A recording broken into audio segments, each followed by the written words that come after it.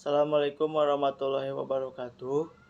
Izin memperkenalkan diri, nama saya Muhammad Fikri Askaikal dari kelas B semester 2, jurusan Pendidikan Sejarah.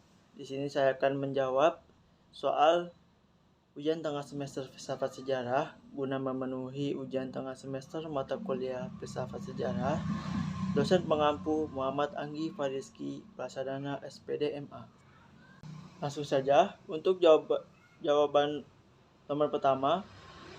Manfaat mempelajari filsafat sejarah adalah akan mempertajam kepekaan kritis seorang peneliti sejarah. Artinya bahwa bagi seorang peneliti atau pengkaji sejarah atau sejarawan yang dibekali dengan pengetahuan filsafat sejarah akan menjadikan dirinya sebagai seorang kritikus yang handal. Jawaban nomor 2. Terdapat tiga dasar pemikiran filsafat, yaitu ontologi, epistemologi, dan aksiologi, dan kaitannya dengan filsafat sejarah. Yang pertama yaitu ontologi merupakan salah satu kajian filsafat yang paling kuno dan berasal dari Yunani. Kajian tersebut membahas keberadaan sesuatu yang bersifat konkret. Yang kedua yaitu epistemologi, adalah cabang dari filsafat yang berkaitan dengan hakikat atau teori pengetahuan. Dalam bidang filsafat, epistemologi meliputi pembahasan tentang asal mula, sumber, ruang lingkup, nilai validitas, dan kebenaran dari pengetahuan. Yang ketiga yaitu aksiologi, merupakan cabang filsafat ilmu yang mempertanyakan bagaimana manusia menggunakan ilmunya. Jadi, yang ingin dicapai oleh aksiologi adalah hakikat dan manfaat yang terdapat dalam suatu pengetahuan. Aksiologi berasal dari bahasa Yunani, aksion dan logos, yang berarti teori tentang nilai. Hubungan ketiganya dengan filsafat sejarah adalah bagaimana kita memperoleh ilmu pengetahuan, kemudian bagaimana kita menggunakan ilmu itu dengan baik, bermanfaat buat kita sendiri dan untuk masyarakat yang banyak, dan apa tujuan ilmu pengetahuan itu sendiri. Lanjut ke jawaban nomor 3. Sejarah memang mempunyai cara tersendiri dalam pekerjaannya.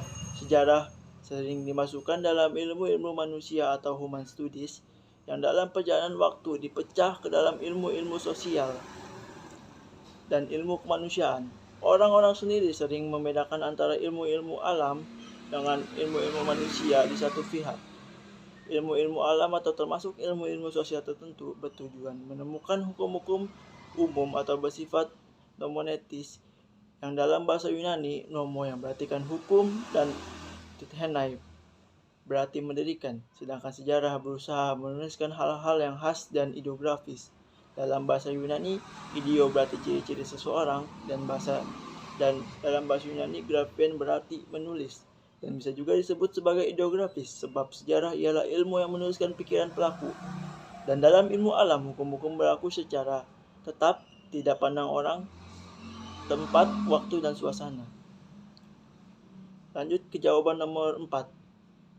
Mengenai siklus sejarah, peristiwa sejarah Indonesia menurut saya sendiri yaitu tragedi 1965 dan tragedi atau peristiwa 1998.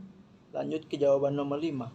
Menurut konsep barat, antara ilmu pengetahuan dengan agama pada dasarnya merupakan dua hal yang sangat berbeda atau kontras, dan malah bertentangan atau konflik. Kontras maksudnya antara keduanya tidak ada hubungan masing-masing, berjalan sendiri. Ilmu berhubungan dengan kehidupan duniawi, sedangkan agama sekaligus menyangkut kehidupan duniawi dan menyangkut kehidupan akhirat. Menurut konsep barat, yang ada adalah kehidupan duniawi, sedangkan kehidupan akhirat itu hanyalah ilusi, sesuatu yang sebenarnya tidak ada. Konflik maksudnya bahwa keberadaan agama akan menghambat kemajuan ilmu pengetahuan. Keduanya bertentangan dan keduanya dipandang tidak bisa disatukan. Banyak ilmuwan yang sangat yakin bahwa agama tidak akan pernah bisa dinamakan dengan ilmu. Alasan utama mereka ialah bahwa agama jelas-jelas tidak dapat membuktikan kebenaran ajaran-ajarannya dengan tegas, padahal sains bisa melakukan hal itu. Mungkin itu saja jawaban dari saya. Kurang lebihnya mohon maaf. Wassalamualaikum warahmatullahi wabarakatuh.